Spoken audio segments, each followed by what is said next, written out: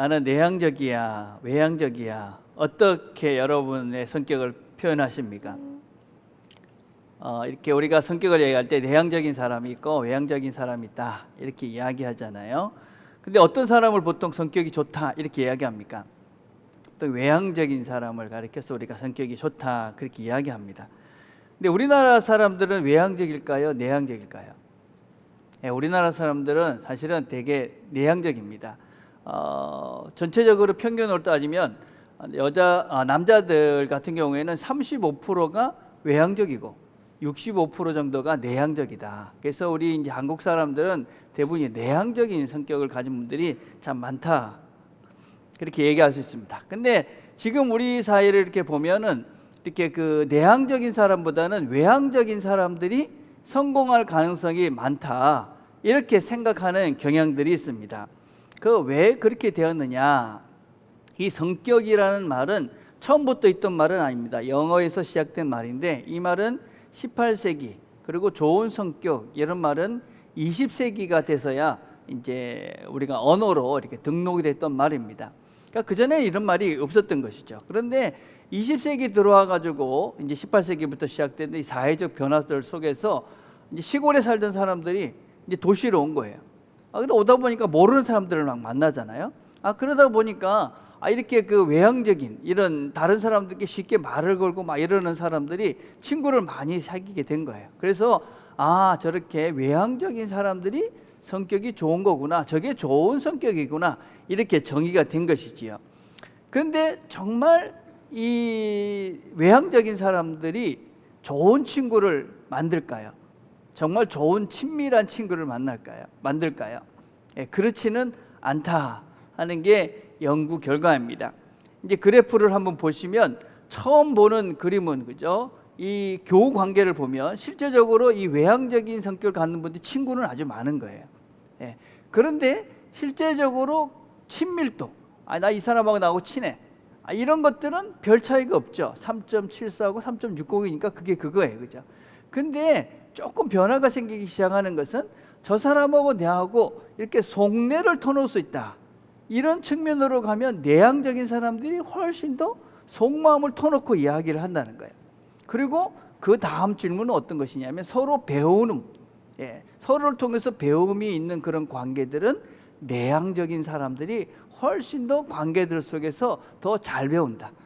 그래서 지금은 이 외향적이고 내향적인 이런 것보다는 특별히 또 이 내향적인 사람들이 사회적으로는 더 성공할 가능성이 많다. 대표적인 사람들이 누구냐면 여러분이 아시는 사람들 중에 빌 게이츠, 워렌 버핏, 스티브 잡스, 버락 오바마 이런 사람들은 다 내향적인 사람으로 이렇게 분류가 되어집니다. 물론 외향적인 면이 있는 사람들도 좋은 면이 있죠, 그죠? 근데 이 성격 자체는 그렇게 중요하지 않다. 실제로 중요한 건 뭐냐면 성품이다, 성품. 그러니까 이런 것입니다, 여러분. 성격이 난 외향적인 사람이야. 근데 성품이 안 좋은 사람은 문제가 생겨서 화가 내면 그냥 화를 확 지 맘대로 내버리는 거죠. 내가 화났어! 이러고 짜증내고 신경질 내고. 근데 성격이 좋은 사람은 어떻습니까? 그 표시를 부드럽게, 온유하게 하는 거죠. 또 내향적인 사람들은 어떻습니까? 화가 난 일이 생기면 내향적인 사람들 그걸 잘 참고 견디면서 안으로 잘 소화해 내버립니다. 근데 성품이 안 좋은 사람은 그걸 마음에 막 품고 자기를 막 스스로 해치고 그러다가 결국 혼자서 상처받고 그러다 혼자서 우울해지는 거죠. 그래서 이 스티브 코비라는 이 7가지 습관을 쳤던 이 아주 학자인데 이분이 뭐라고 얘기를 했냐면 우리에게 보여지는 성격이라는 것은 우리의 전체 인격, 사람이라는 존재를 생각할 때 성격은 전체의 10%밖에 되지 않는다. 그 90%는 뭐냐? 성품이다. 그렇게 표현을 했습니다. 그래서 우리가 빙각의 일각, 이렇게 빙산의 일각이라는 표현을 쓰잖아요. 그래서 성격이라는 드러나는 건 정말 중요한 게 아니다. 진짜 중요한 것은 그 안에 보이지 않는 성품이다 하는 것입니다. 그래서 우리가 이 성품을 아름답게 가꾸는 것이 나 자신을 그리고 내 존재가 바뀌어지는 것이다. 이렇게 우리가 정의를 할 수 있습니다. 그래서 여러분 좋은 성격 그런 건 있지는 않습니다. 좋은 성품 좋은 인격이 있는 것이죠. 나는 원래 성격이 그래서 화를 잘 내. 그거는 나는 아직까지 성숙되지 못했다. 나는 아직 인격이 부족하다. 그런 것입니다, 여러분. 나는 원래 성격이 그렇기 때문에 화를 퍽퍽 낸다는 것은 잘못된 겁니다. 나는 원래 성격이 그래서 좀 우울해. 그거는 내면의 이 성품을 제대로 가꾸지 못하는 그런 미숙한 현상이다라고 우리가 분석을 할 수 있습니다. 신앙이라는 것은 무엇이냐면요, 바로 이런 우리의 본질, 우리의 90%를 차지하고 있는 이 우리라는 이 인격, 성품, 이거를 예수님의 모습으로, 하나님의 모습으로 새롭게 바꿔가는 것을 우리가 신앙생활을 하는 사람들이다, 이렇게 정의를 할 수 있습니다. 특별히 야고보서는 이렇게 어떻게 우리가 구체적으로 이 우리의 성품을 살면서 행동으로 바꿔갈 것인가, 이런 걸 안내해 주고 있는 책이 야고보서다라고 할 수 있습니다. 이런 모든 과정들, 성품을 만들어가는 이런 과정들 가운데 필요한 것이 있는데 그것이 고난이고 인내다. 지난주 우리가 살펴본 것입니다. 고난, 인내. C.S. 루이스라는 분이 이런 얘기를 했습니다. 인간은 고통을 통하여 만사가 잘 돌아가고 있다는 환상에서 벗어나게 되는데 이것이 고통이 주는 1차적인 영적 유산이다. 나아가 지금 인간이 자신의 뜻대로 할 수 있다는 모든 주관적 의지를 꺾게 되는데 이것이 고통을 통하여 인간이 나아가는 궁극적인 목표이다. 그러니까 우리가 고통이라는 것들을 통해서 나를 보는 것이죠. 나라는 것을 보고 또 고통을 통해서 나를 이끌어 가시는 그 하나님을 보는 거죠. 그렇게 우리가 인내가 만들어진다. 여러분, 고통은 참 힘든 것이죠. 그런데 그 고통을 통해서 우리를 보게 하고 하나님을 알게 한다. 이걸 다른 표현으로 이게 지혜다, 이렇게 성경은 이야기하고 있는 것입니다. 이게 지혜다. 고통을 통해서 인내를 배우고 하나님을 배워가고 나를 보게 하는 것이 지혜다. 오늘 본문에 뭐라고 얘기합니까? 너희 중에 누구든지 지혜가 부족하거든 하나님께 구하라. 시련이 왔고 고통이 왔습니다. 문제가 온 것이지요. 보통 사람들은 어떻게 하냐면 너 탓이야, 네가 어떻게 했기 때문에, 부모 탓이야, 남편 탓이야, 부인 탓이야, 자녀 탓이라고 이야기를 하는데 그게 아니다. 내 탓이다. 자꾸 내 탓을 하니까 나를 자꾸 자학하고 나를 자꾸 경멸하고 그러다 보니까 자기 함몰에 빠져서 그냥 어떤 면에서는 우울해지고 쓸모없는 존재로 자존감을 상처를 주죠. 자존감. 그게 아니라는 것입니다. 무엇이냐? 하나님의 시각으로 문제를 보라. 이게 지혜다, 그겁니다. 여러분, 우리가 삶 속에서 일어나는 이 모든 것들을 하나님의 눈으로 볼 수 있는 능력, 이게 지혜입니다. 지혜. 여러분, 지혜라는 말은 헬라 말로 소피아라는 말입니다. 이 소피아라는 말은 하나님의 선물로서 초자연적인 분별력이다. 또 초자연적인 신비로움이다, 신중력이다, 그렇게 표현합니다. 그래서 우리 신앙인들에게는 이거는 하나님께서 주시는 성령의 선물이다, 이렇게 이야기할 수 있습니다. 그래서 여러분들이 어떤 문제가 터졌을 때 하나님께서 원하시는 것이 뭐지? 라고 생각을 시작하셨다면 여러분은 성령의 선물들을 지금 받고 계신 거예요. 아, 그래, 하나님의 생각으로 이 문제를 봐야지, 이 고통을 봐야지, 이 문제를 봐야지, 왜 자꾸만 내 고통만 보는가? 그래서 여러분이 그 문제를 하나님의 눈으로 보려고 애쓰고 있고 하나님의 눈으로 보려 하고 있다면 여러분은 하나님의 선물을 받은 것이죠. 지혜가 이제 시작이 된 것입니다. 그래서 우리가 이 지혜를 가지면 하나님의 눈으로 문제를 보는 거죠. 나도 보고 너도 보는 겁니다. 여러분, 우리가 이 보는 관점이 다르다는 건 얼마나 중요한지 모릅니다. 여러분, 나중에 시간이 되시면 이 올라와서 이 위에서 한번 보십시오. 여러분이 거기서 저를 보는 것과 너무나 많이 다릅니다. 더 높이 보면 또 다르죠, 그죠? 보는 관점에 따라서 다 다르죠, 그죠? 여러분, 그런 관점뿐만 아니라 신앙인들은 이 시간을 보는 눈도 달라지는 것입니다. 시간. 여러분, 시간은 생명입니다. 그리고 우리에게 믿음은 이 시간을 주관하시는 분은 하나님입니다. 그래서 우리가 이 하나님의 지혜를 갖게 되면 하나님의 눈으로 문제를 본다는 것은 과거와 현재와 이 미래의 모든 것들을 펼쳐놓고 볼 수 있는 그런 관점이, 시간의 관점이 새로워지는 것입니다. 예.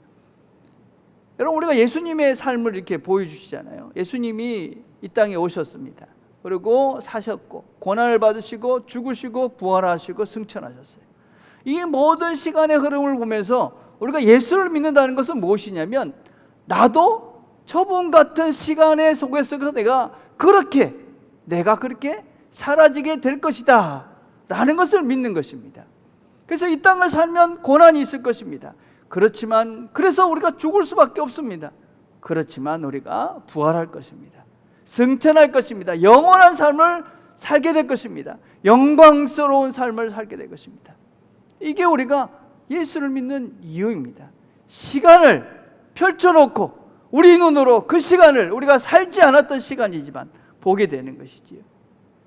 우리 신앙인들이 그렇지 않습니까? 신앙인들이. 여러분들이 살아오면서 뭘 보십니까?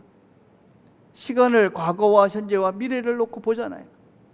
그 시간을 보면 그래, 여기까지 왔으니 앞으로도 여기까지 갈 것이다. 그런 용기를 가지고 우리가 오늘을 살아내지 않습니까? 시간을 보는 것입니다. 시간을. 그렇죠? 우리의 인생이라는 이 모든 시간을 하나님의 눈으로.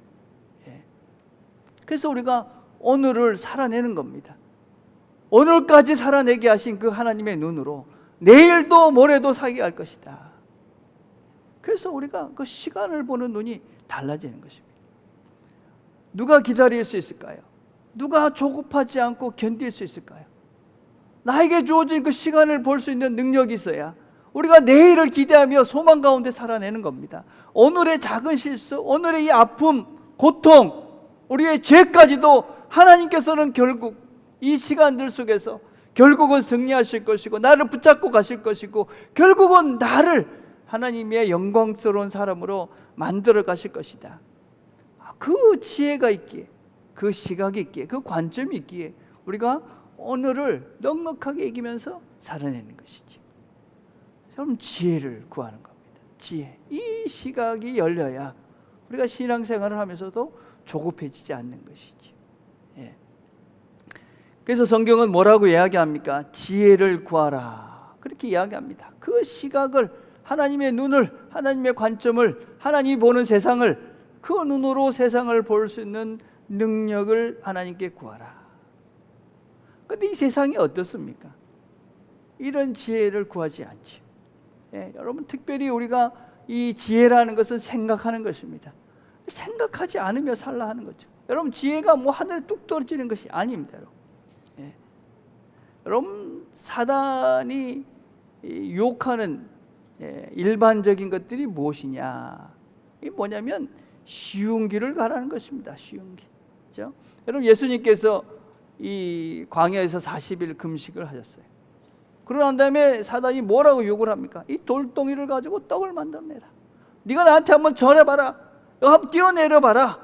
그거 한 번 하면 내가 다 이루어줄 테니까 걱정하지 말고 한 번만 나한테 전해라. 이 배고프잖아. 그러니까 이걸 가지고 떡을 만들어 먹어. 이게 사단의 길이죠. 간단한 길, 쉬운 길, 그냥 대박. 여러분, 그건 신앙의 길이 아닙니다. 예수님의 길은 그 인생을 다 살아내야만 하는, 그 가운데 고난과 고통과 또 죽음을 견뎌내야 오는 부활의 삶입니다. 근데 우리는 쉬운 길을 가라. 이 세상이 지금 그러고 있는 것이죠. 여러분, 우리가 기본적으로 신앙인들이 생각하지 않고는 신앙이 자랄 수가 없습니다. 뭔가 기도 그냥 한 번 했는데 뭔가 하늘에서 뚝딱 떨어질 거라는 착각을 하시는 한은 여러분은 신앙이 성숙될 수가 없습니다. 생각하시고 우리가 애를 써야 합니다. 예수님께서 어떻게 이 시험을 이기셨습니까? 말씀을 가지고 이기셨죠. 말씀으로. 그렇죠? 말씀을 기억해서 그 말씀으로 이 사단의 유혹을 이긴 것입니다. 생각을 하고 말씀을 끄집어내야, 그래야 우리가 사단의 유혹을 이길 수가 있는 것이죠. 성경이 뭐라고 얘기합니까? 내 말하는 것을 생각하라. 주께서 범사에 내게 총명을 주시리라. 생각해야 우리가 하나님의 총명, 지혜를 얻을 수 있다. 내 믿음의 분량대로 지혜롭게 생각하라. 생각과 지혜는 똑같은 것입니다. 생각하는 것이 지혜로운 것이다. 너희가 피곤하여 낙심치 않기 위하여 죄인들이 이같이 자기에게 거역한 일을 참으신 자를 생각하라. 우리가 이 땅에 살면서 고난과 고통이 올 때 참아내시고 결국은 승리하신 그분을 생각해내야지만이 우리가 견디고 참아내고 인내하고 오늘을 살아내고, 그래야 우리가 영광스러운 내일을 경험할 수 있는 것이지. 존 파이퍼라는 분은 이런 말을 했어요. 우리는 생각하고 주님은 우리에게 이해, 명철, 총명, 슬기를 주신다. 우리는 이것을 은을 구하듯 구하고 주님은 이것을 우리에게 주신다. 양자택일이 아니다. 둘 모두다. 우리의 생각하기가 하나님의 은혜를 대신하지 못한다. 우리의 생각하기는 은혜의 선물이며 점점 더 많은 것에 이르는 길이다. 생각하라. 하나님께서 우리에게 주신 지성을 통해서 하나님을 생각하고 성경을 생각하고 상황을 생각하고 여러분이 주신 어려움들을 생각해야지만이 우리가 그 다음 하나님의 은혜를 거기에 담아갈 수 있다. 뚝딱 순식간에 그냥 단번에 이루어지는 것은 없다. 두 번째, 우리가 지혜를 얻지 못하는 이유는 지혜가 하나님으로부터만 온다라는 믿음이 없기 때문에 그렇습니다. 오늘 본문에 뭐라고 얘기합니까? 오직 믿음으로 구하고 조금도 의심하지 말라. 이런 사람은 무엇이든 주께 얻기를 생각하지 말라. 그 마음을 품어 모든 일에 정함이 없는 자로다. 이 두 마음이라는 것은 두 개의 영혼이라는 뜻입니다. 두 개의 영혼을 가지고 있다는 거예요. 두 개의 영혼이 양쪽에서 끌어당긴다, 그런 의미를 가지고 있어요. 어떤 영혼일까요? 하나는 하나님이에요. 하나는 사단의 영혼이지. 사단의 영혼. 우리가 하나님의 그런 뜻을 구하고 하나님의 지혜를 구한다 하는 것에 대한 의미를 잘 기억하셔야 됩니다. 우리가 종종 어떤 생각을 하냐면 하나님의 뜻대로 살아야지 그러는데, 얄팍한 세상의 잔재주와 이 세상의 요령대로 뭔가 해보려는 그런 유혹들이 오지 않습니까? 이 두 마음이라는 것은 두 개의 영혼이 부딪히기 때문에 혼미스러운 상태, 배가 그 요동치는 그 파도 위를 왔다 갔다 하듯이 그렇게 혼미스러운 상태, 이게 두 마음을 갖는 상태. 어떻게 바르게 여러분 지혜를 얻을 수가 있겠습니까? 1장 6절에 이렇게 말합니다. 오직 믿음으로 구하고 조금도 의심하지 말라. 영어 성경은 아주 재미있는 표현을 하고 있어요. Without a second thought. 무슨 얘기냐면요, 두 번째 생각을 갖고 싶지 마라. 두 번째 생각은 그거는 그 생각을 갖지 말고 처음 하나님의 지혜가 필요하다, 그것만 생각하라 하는 것입니다. 하나님께 지혜를 구하기라고 작정했다면 거기에만 집중하고, 두 번째 세상이 자꾸 너희들을 유혹하는 그 잔재주, 잔머리, 그 요령, 부정직하고 이 세상의 방법을 쓰려는 그 마음을 잘라버리고 하나님의 지혜가 필요합니다. 그 하나님의 지혜만 가지고 너희들이 판명하고 분별하고 살라. 여러분, 우리가 하나님의 지혜라는 것은요, 전부를 보는 거예요. 전부, 전체를 보는 것이죠. 전 시간을 보는 것이죠. 전 시간. 하나님의 지혜를 갖게 되면 우리가 관점이 달라지는 거예요. 그냥 보는 게 아니라 전부를 보는 거죠. 전부. 그래서 여러분, 우리가 그런 관점들을 가지기 시작하면 이 세상의 방법이 얼마나 부분적이고 순간적이고 또 불편해지기 시작합니다. 여러분, 그러면 우리가 바른 지혜를 구하기 시작하는 거예요. 우리 자신들이 그 방법을 쓰면 초라해져요. 그렇죠? 초라해지는 거죠. 내가 이 정도밖에 안 되나. 여러분, 특별히 우리가 세상적인 방법으로 자꾸 살다 보면 이 그리스도인의 건강한 자존감을 상실해버려요. 생각을 해보세요. 예. 우리가 하나님의 방법으로 살아야 되는 사람들인데 자꾸 세상적인 방법을 쓰니까 우리 스스로가, 교회가 초라해지는 거죠. 어떻게 지혜를 소유할 수 있는가? 성경은 기도하라 이렇게 말씀합니다. 기도. 예. 기도한다 하는 것은 우리가 하나님의 지혜가 필요합니다 라는 것을 먼저 인식하는 겁니다. 여러분, 정말 중요한 것입니다. 여러분, 지혜를 구하십시오. 하나님의 지혜가 필요합니다. 여러분, 자꾸 그 문제에 함몰되지 마시고 그 문제를 통해 하나님이 원하시는 것이 무엇인지, 또 문제에 함몰되지 말고 전부 그 내면, 시간, 이 모든 것들을 볼 수 있는 지혜를 달라고, 그렇게 여러분 기도하셔야 돼요. 자꾸 그냥 순식간에 그 문제가 뚝딱하고 해결되도록 그렇게 기도하지 마시고, 정말 안타까운 것은 우리에게 고난이 있고 어려움들이 있잖아요.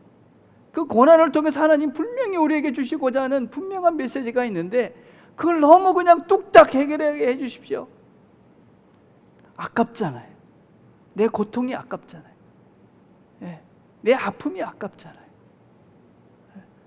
기도하십시오. 하나님, 이 문제를 통해 정말 하나님이 원하시는 게 뭡니까? 내가 견딜 수가 있겠습니까? 견딜 수 있도록 하나님의 눈을, 시간을 볼 수 있는 지혜를 주십시오. 하나님의 지혜는 그래서 이 전부를 볼 수 있는 능력입니다. 이 지혜를 구하시길 바랍니다.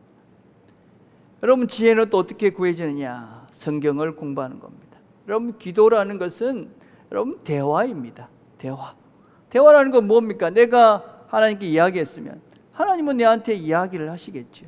근데 우리는 하나님께 이야기를 하는데 하나님의 소리는 내가 안 듣는 거예요. 예. 근데 성경이 뭡니까? 하나님 말씀입니다. 그래서 성경 공부는 또 다른 기도다. 예. 여러분, 성경을 공부해야 하나님의 뜻을 알 수 있고 하나님의 지혜를 우리가 들을 수가 있는 겁니다. 그렇죠? 하나님의 뜻이 어디 있느냐? 하나님의 음성이 어디 있느냐? 성경 자체에 있는 거예요. 성경 자체. 그 성경을 읽으면 관점이 달라지는 거죠. 시각이 달라지는 거예요. 이해의 범주가 달라지는 것이고 시간과 이 모든 사람을 보는 관점이 달라지는 거예요. 그 금주에 제가 텔레비 보니까 그 책 읽어드립니다. 보십니까, 여러분? 네, 좋은 프로입니다. 꼭 보십시오, 여러분. 네, 거기에 서양 미술사를 소개를 했어요. 거기에 이런 그림을 하나 보여줬어요. 이게 뭐같이 보입니까, 여러분? 뭔 것 같아요, 여러분? 처음에 사람들 보니까 돼지코 뭐 이러더라고요, 그죠? 네, 돼지코는 아니고 첫 번째, 두 번째, 세 번째는 뭐같이 보입니까? 사람같이 보이죠? 근데 이 세 개 다 사람입니다. 첫 번째 그림은 밑에서 본 겁니다. 두 번째 그림은 위에서 본 겁니다. 세 번째 그림은 옆에서 본 거죠. 이 세 개 다 사람입니다. 근데 답답한 건 뭐냐면 내가 위에서 본 걸 보면서 사람은 돼지코같이 생겼어. 이렇게 생각하며 평생 사는 사람이 있는 거죠. 정말 안타까운 거죠. 예, 여러분. 내가 보는 그것이 전부 다라고 오해를 하는 거예요. 그럼 사람들 중에 많은 사람들은 그것을 확인하기 위한 삶만 살아요. 내가 보기에 사람은 돼지코같이 생겼어. 그래서 그런 책만 보는 거예요. 책을 봐도. 그러니까 맨날 그 사람은 사람을 봐도 책을 봐도 지식이 늘어도 늘 사람은 돼지코예요. 정말 답답한 거죠. 사람은 저렇게 동그라미 두 개도 아니고 어떤 면에서는 사람은 저렇게 옆에서 본 것만도 아니죠. 사람은 어떻습니까? 우리가 보지 못하는 수많은 모습이 있죠. 설명해낼 수 없는 수많은 신비가 있는 거예요. 그죠? 예. 엄청난 우리가 이해할 수 없는 세계가 이 사람이라는 나라는 존재 자체 하나에도 있는 거예요. 하나님은 어떨까요? 하나님은. 예. 근데 그 하나님에 대해서 여러분들이 열린 상태로 배우지 않고 우리가 열심히 말씀을 배우지 않으면 내가 가지고 있는 그 세계 속에 갇혀 산다니까요. 우리가 열심히 멈추고 생각해봤자 하나님 말씀을 배우지 않으면 결국은 내가 본 그것만 가지고 판단하고 결정하는 거라니까요. 여러분, 멈추고 우리가 생각을 해야 됩니다. 선택을 하는 겁니다. 뭘 선택하게 될까요? 하나님 말씀을 선택해야지요. 하나님의 방법을 생각해야지요. 그럼 하나님 말씀을 선택하려면 말아야지, 배워야지, 그걸 선택할 것 아닙니까? 하나님 말씀을 모르니 그냥 내가 하나님의 뜻이라고 생각해낸 게, 그게 그것가 되는 거죠. 그냥 사람은 돼지코같이 생겼어. 거기에 머무는 것이죠. 말씀을 배우셔야 합니다. 여러분들의 선택할 수 있는 그 기준점이 되는 말씀을 배워야 여러분들이 바른 것을 선택하고 그리고 바르게 행동할 수 있는 것이죠. 행동하셔야 됩니다. 많은 분들이 머리에서 가슴까지 오는데 시간이 많이 걸린다. 물론 우리 감동이 필요합니다. 근데 그 감동이라는 것이 자꾸만 무슨 하늘에서 오는 뚝딱하는 것이나 뭐 한번 울어야지 감동이 오는 거라고 자꾸 생각을 합니다. 여러분, 성경은 하나님의 감동으로 된 책입니다. 말씀이 여러분들에게 임했다는 건 감동이 온 것입니다. 여러분이 해야 될 건 뭐냐면 행동하시는 일을 하는 겁니다. 행동해야 됩니다. 행동해. 여러분, 구체적으로 하나님 말씀을 따라 움직여 보시면, 그러면 여러분들의 모든 삶 속에 감동도 오고 여러분의 손과 발들이 새로워지고, 그래서 여러분의 인격 자체가, 사람이라는 존재가 새로워지는 거예요. 가만히 있는데 감동 올 때까지 기다린다고 아무것도 하지 않는데 그냥 내가 새로운 하나님의 사람으로 변화되지 않습니다. 말씀을 듣고 말씀을 배우고 선택하고 결정하고 행동하시는 겁니다. 그렇게 행동을 해가야 그것이 내 몸으로 체득이 되어지고, 그렇게 체득되어진 내가 변해서 새로운 사람이 되는 것입니다. 하나님의 지혜가 그렇게 우리 속에 몸으로 만들어져 가는 거죠. 세 번째, 어떻게 되느냐? 또 다른 지혜의 통로는 사람이죠. 사람. 그럼 사람은 늘 하나님의 선물입니다. 사람은 신비로운 존재. 사람. 우리 모두가 여기 모여 있는 이유는 무엇이냐? 서로 그 신비를 배우는 겁니다. 서로의 모습 속에 하나님이 이런 사람에게 이렇게 신비롭게 일하시는구나. 이걸 우리가 서로 보고 배우라고 우리가 함께 모여 있는 거예요. 우리 말에 반면교사가 있고 정면교사가 있어요. 여러분, 뭐 진면교사 이런 것들 표현을 쓰죠. 그래서 이제 뭐 좋은 것을 보고 배우는 사람이 있고 나쁜 것을 보고 아이고 저래 안 해야지 이런 사람이 있어요. 그런데 이 교회는요, 여러분, 반면교사를 찾으시면 안 돼요. 교회는 이 정면, 진면교사를 찾는 거예요. 어떤 사람들은 90%가 좋고 10%가 안 좋으면 그 10%안 좋은 걸 보면서 난 저래 안 해야지, 그런 분들이 계시는데 그렇게 하지 말고 90%가 안 좋죠. 근데 10%가 좋아요. 그럼 그걸 보고 저렇게 살아야 되겠구나. 그럼 어떻게 될까요? 내가 그 사람을 존중하죠. 존경하죠. 그 사람에게 배울 것이 있으니 친밀하게 다가가죠. 이게 교회예요, 교회. 교회는 서로 너 틀렸다 뭐 이렇게 비판하고 비난하면서 서로 정죄하면서 그렇게 편가르게 하는 데가 아니고, 우리가 너 그래 잘한다. 내가 너 그때 배울 게 있구나. 참 훌륭하다. 그러면 서로 격려하면서 위로하면서 그렇게 함께 성장해 가는 데가 교회입니다. 우리 다 부족한 거 다 알잖아요. 그렇게 해서 뭐 하라는 거예요? 그렇게 부족한 것들을 서로 감싸 안으면서 좋은 것들을 배워가면서, 그러면서 서로 사랑하면서 함께 성장해 가라. 그게 우리 교회입니다. 그렇죠? 그래서 서로 배우면서 서로 사랑하면서 서로 성장해 가면서 함께 더불어 하나 되면서, 그래 하나님의 사랑 안에 살아가라. 그렇게 부름받은 존재들이 바로 교회라는 우리들입니다. 여러분, 참 지혜는 사랑입니다. 참 지혜는 사랑이다. 내 속에 사랑이 풍성하다.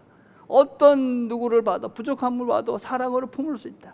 참 사랑의 사람이 참 지혜로운 사람이죠. 왜 그렇습니까?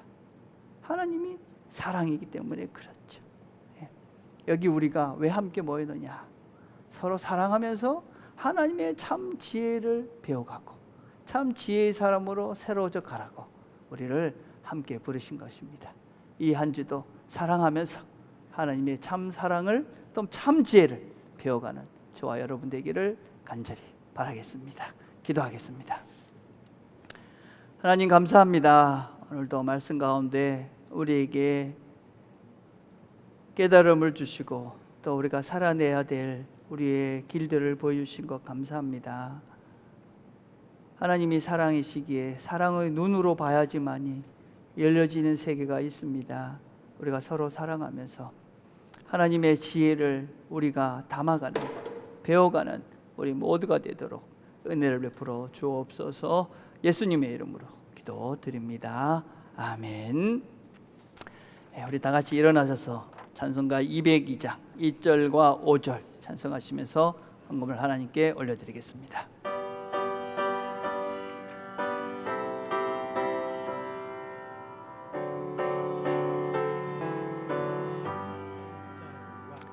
하나님 아버지 주신 책은 귀하고 증하신 말씀일세.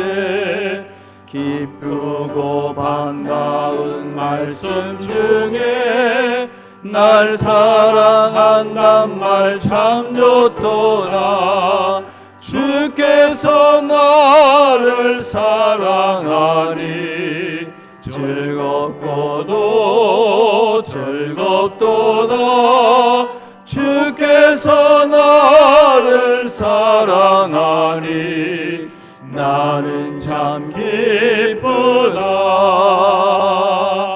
주 예수 날 사랑하시오니 마귀가 놀라서 물러가네. 주 나를 이렇게 사랑하니 그 사랑 어떻게 보답할까.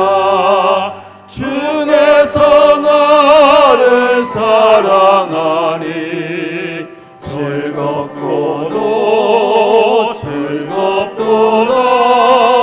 주께서 나를 사랑하니 나는 참 기쁘다.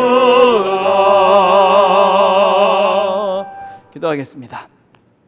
하나님 아버지 감사합니다. 하나님께서 우리에게 하늘의 지혜를 주셔서 우리가 이 땅을 살지만 이 땅의 문제들에 함몰되지 않고 하나님의 눈으로 문제를 보며 오늘을 인내할 수 있는 힘을 주셔서 오늘을 살아내며 영원한 소망 품고 살게 하시니 감사합니다.